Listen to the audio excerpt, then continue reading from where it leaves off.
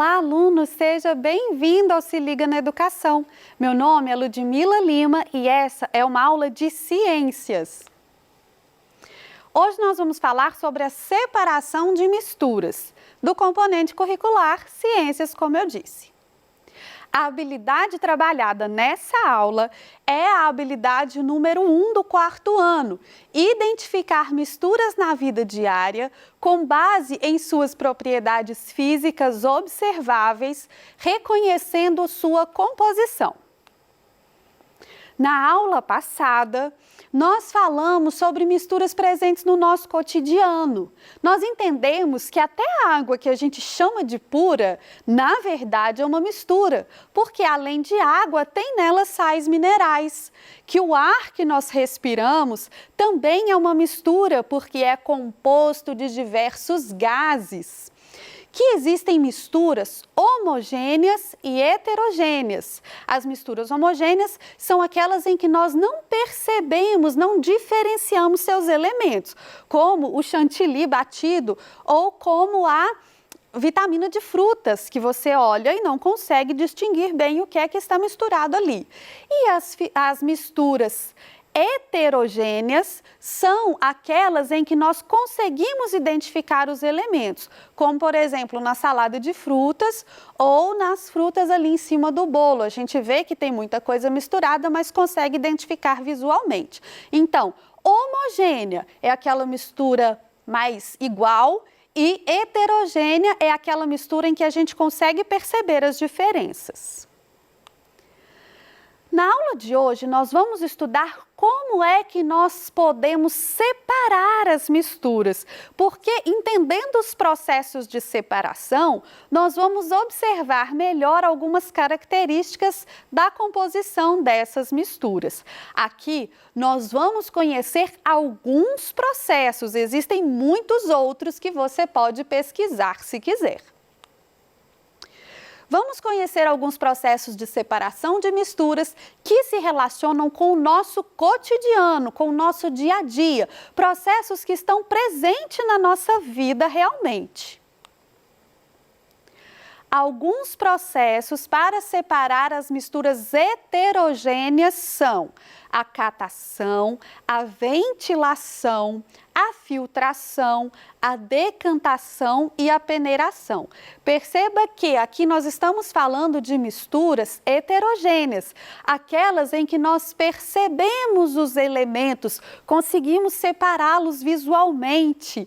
Então, esses processos servem para esse tipo de mistura.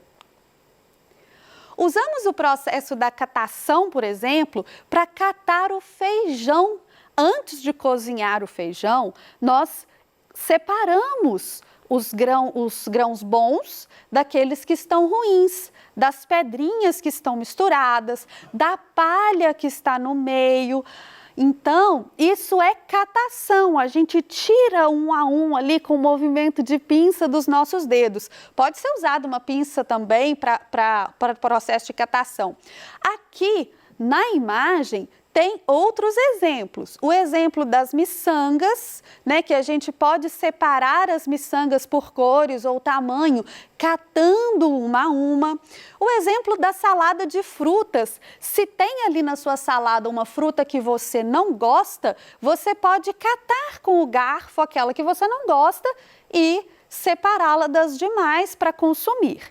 Então, o processo de catação é esse processo pelo qual a gente passa o feijão, as miçangas, a fruta da salada.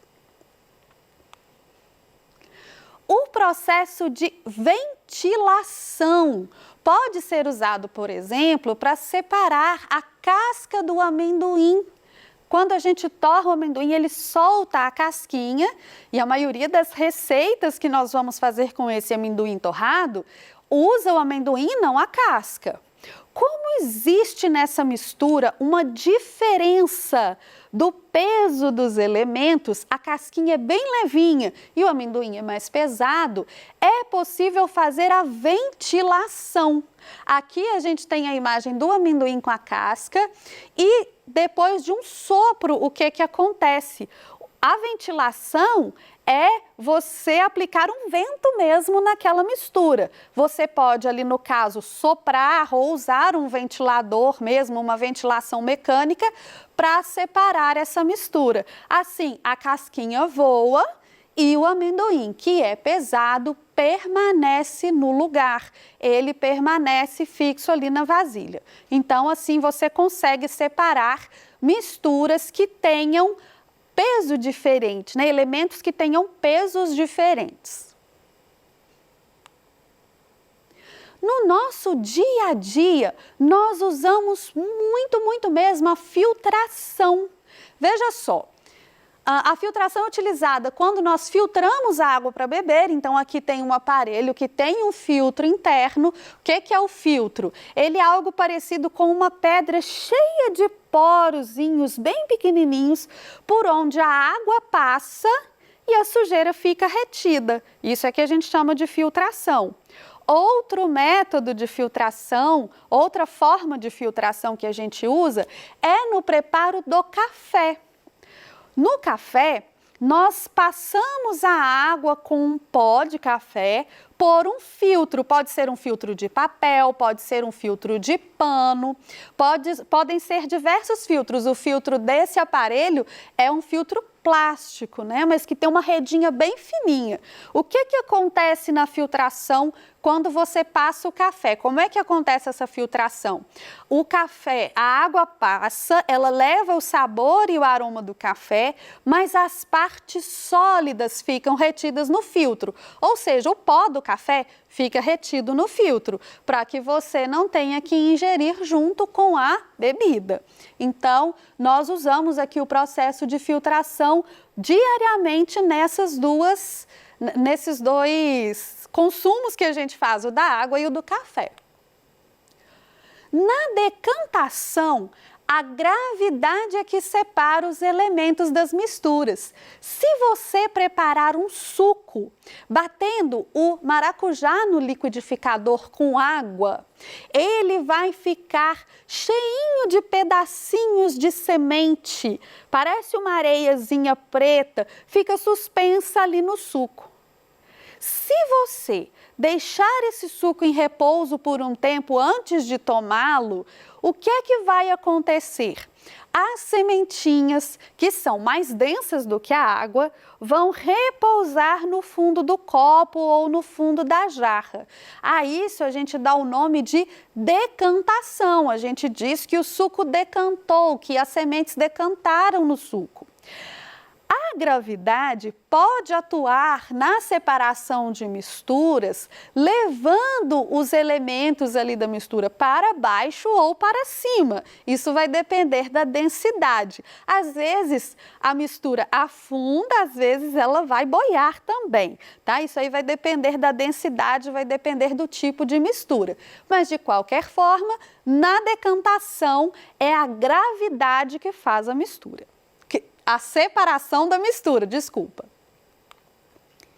A peneiração pode ser usada, por exemplo, em uma construção para separar areia de pedrinhas ou areia mais grossa de areia mais fina. Então, a peneiração, você vai usar uma peneira que vai separar os pedacinhos maiores dos menores. Isso pode acontecer numa construção, onde a gente peneira a areia para tirar uma areia mais fina, separar de uma mais grossa, para separar pedrinhas. Isso também pode ser usado lá na nossa cozinha. Em algumas receitas, nós peneiramos a farinha, peneiramos o açúcar, para que a gente consiga separar alguns elementos que são mais grosseiros.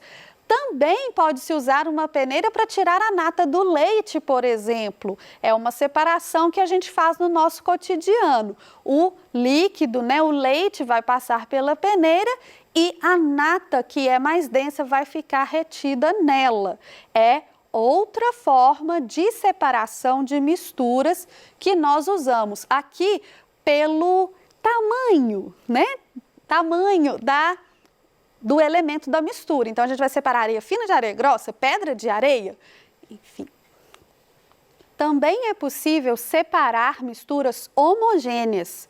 Ué, professora, como assim? Se a mistura homogênea, eu nem consigo ver os elementos, não consigo separar nem visualmente, como é que nós podemos separá-las, né, fisicamente, separá-las na verdade? E é possível sim. Temos aqui vários processos, mas que estão mais presentes no nosso cotidiano são a evaporação e também a destilação. Esses são dois processos que possibilitam separar misturas homogêneas.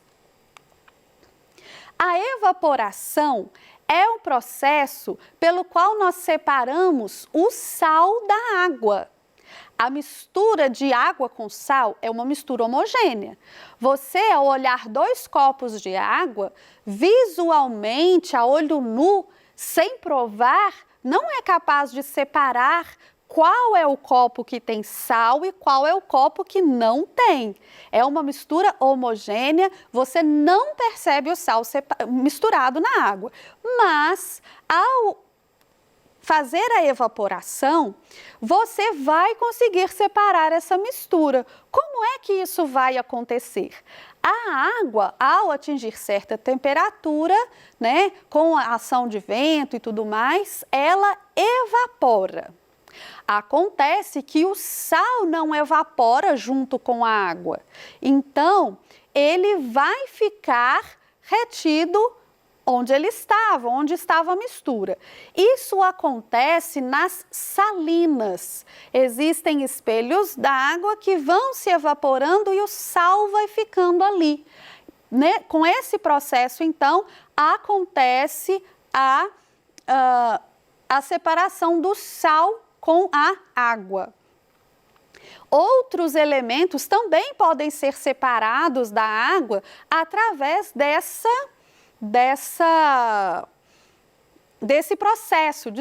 através desse processo. Às vezes, nós vemos, por exemplo, que depois de uma chuva, depois de se molhar, uma superfície fica cheia de gotinhas. E ao secar, essa superfície permanece com manchinhas brancas, que pode ser uma poeira que estava na água, que pode ser um sal, um mineral que estava na água e que evaporando, separou. A água evaporando, isso foi separado e permaneceu na superfície. Então, essa separação acontece no nosso cotidiano com bastante frequência. A destilação é um outro processo de separação de misturas.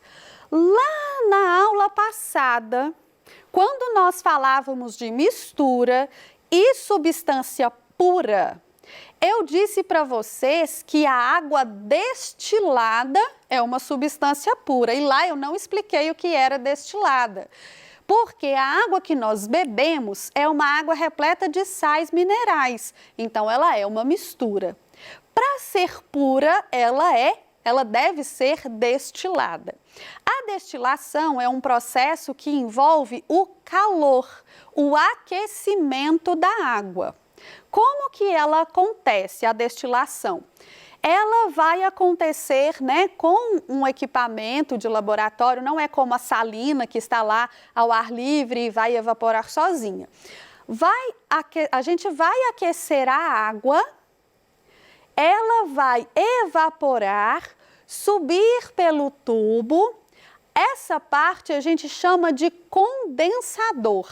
É uma parte onde vai esfriar novamente essa água que evaporou e aqui ela vai condensar. Condensando, ela passa por aqui e cai no outro recipiente. Quando isso acontece, ela deixou para trás a mistura que estava nela. Então, a água destilada é uma água pura. Porque os minerais, tudo que estava nela ficou para trás no primeiro recipiente. Quando é feita a destilação, é usado o conhecimento aqui do ponto de ebulição dos materiais. Então, a água tem uma ebulição a uma temperatura mais baixa, ela vai passar para o outro lado sem carregar consigo os outros materiais. Se nessa mistura tiver algo que vai ter uma ebulição próxima da água, é preciso tomar cuidado. Um processo muito importante para a nossa saúde, para a nossa higiene, para a nossa vida, é o tratamento da água. E o tratamento da água envolve vários processos de separação de mistura. Então, vamos ver. O primeiro processo é a coagulação e floculação. O segundo é a decantação. O terceiro é a filtração e depois vem desinfecção e fluoretação. Desinfecção e fluoretação não são processos de mistura. A professora colocou aqui para que você entenda completamente o tratamento da água, ok? A coagulação e floculação. Nessa etapa, as limpezas presentes na água, as impurezas presentes na água, são agrupadas pela ação do coagulante em partículas maiores, flocos, que possam ser removidas pelo processo de decantação. Os reagentes utilizados são denominados de coagulantes, que normalmente são o sulfato de alumínio e cloreto férrico. Nessa etapa também poderá ser necessária a utilização de um alcalinizante, cal hidratado ou cal virgem, que fará a necessária correção do pH para uma atuação mais efetiva do coagulante. A água que vai para o tratamento é uma água suja, coletada na natureza. Para tirar as impurezas maiores ali, é usado um catalisador que vai juntar, fazer uma espuma ali daquelas impurezas e elas vão decantar, elas podem boiar ou afundar dependendo do processo. E assim vai facilitar essa primeira retirada de sujeira da água. A coagulação e a floculação.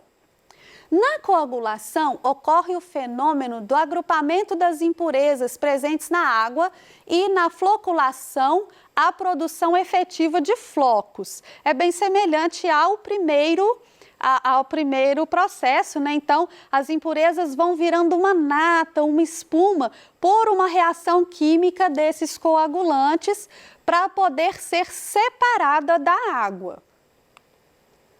A decantação. Os flocos formados são separados da água por ação da gravidade, em tanques normalmente de formato retangular. A filtração, a água que já passou por esse processo, né, de decantar, de separar esses flocos que foram formados de impurezas, vão agora para um filtro, constituído de um meio poroso, glanular, normalmente areia, de uma ou mais camadas instalado sobre um sistema de drenagem capaz de reter e remover impurezas ainda presentes na água. Nós falamos lá atrás da filtração no filtro, no aparelho de filtrar a água, no filtro do café e agora aqui através da areia, mas o processo é o mesmo. A água passa e a impureza fica retida. Na aula de hoje, nós vimos que é possível separar misturas, heterogêneas e homogêneas também. Nós conhecemos alguns processos, como a catação, onde é preciso você ver os elementos e catar um a um. A ventilação, que vai usar a diferença do peso, filtração, decantação, peneiração, destilação, evaporação e floculação. E entendemos que o tratamento da água envolve vários processos de separação de mistura. Eu espero que você tenha aprendido bastante. Muito obrigada pela sua atenção e até a próxima aula.